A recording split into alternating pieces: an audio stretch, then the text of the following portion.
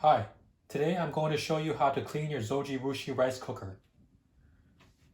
You can open up the lid here and take out the rice bowl, which you can rinse in running water in the sink.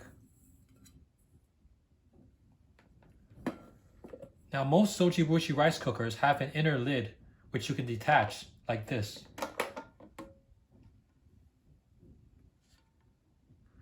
Now you can take an old toothbrush and scrub it.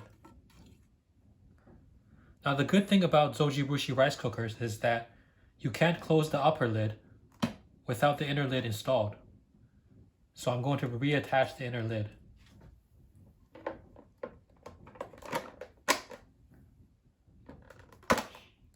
And finally, there's a steam vent on the top of the rice cooker which you can detach like this and clean.